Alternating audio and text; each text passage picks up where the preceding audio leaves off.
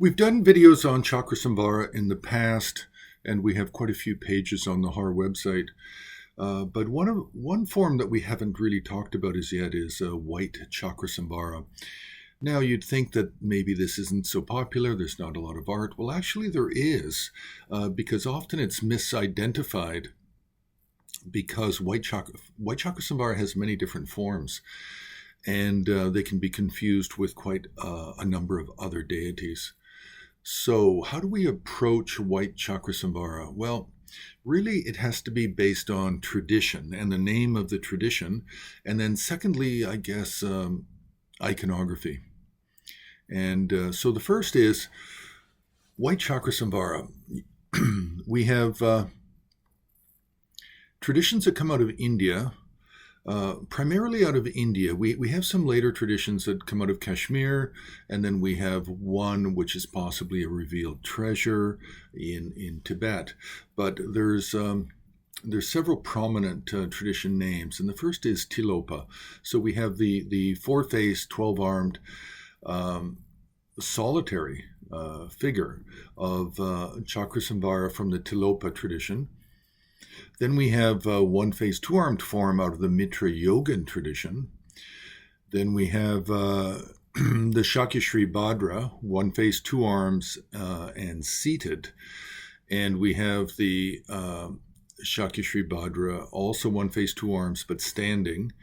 And then we have Chakrasamvara seated as a long life deity, and then we have a Lama Umapa tradition. Lama Umapa is a bit of a sketchy figure in history. He's said to be a teacher, a very important teacher of Tsongkhapa. I think Tsongkhapa met him when he was approximately 30 or a little over 30 years old, and then became quite influential. But the history and biography of Lama Umapa has been questioned by many scholars over the centuries. So in terms of tradition, we have these different names, and there's going to be more added tradition names, Tilopa tradition, Mitra-yogan tradition, because we do have more differing forms of White Chakrasamvara than we do have names of traditions. Now, it's possible, such as with the Shakyashree Bhadra tradition, there are several different descriptions depending on function and purpose within the Shakyashree Bhadra tradition. And it's very possible that the Lama Umapa tradition actually is very much based on the Shakyashree Bhadra. That's what it appears.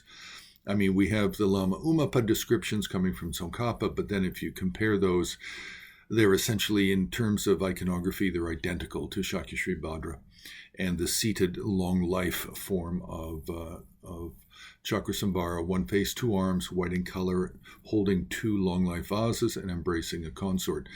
So he very much appears like Heruka Vajrasattva. So that's a confusion, a potential confusion with looking at and comparing the different forms.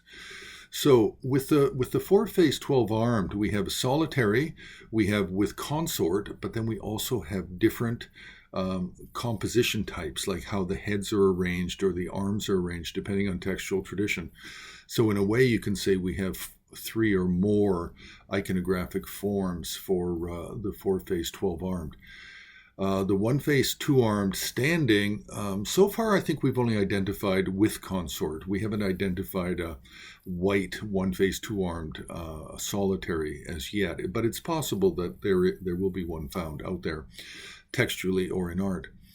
Then the one-face, two-armed seated, then we have a number of different versions of this, but the versions are all based on the hand attributes, whether they're vases or Vajra and bell, or possibly even a skull cup and curved knife.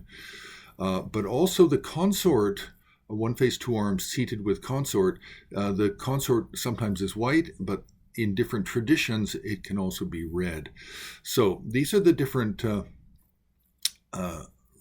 the different traditions of White Chakrasamvara, but these are also the confusions that you're going to run into is what tradition are we looking at or talking about? What is the iconographic physical description of it? and what are the variations of that. So it's a little complicated and not always clear as to the identification. So we'll leave it there. You can press like, you can subscribe, you can join HAR on Patreon, you can also leave a donation on the homepage of Himalayan Art Resources.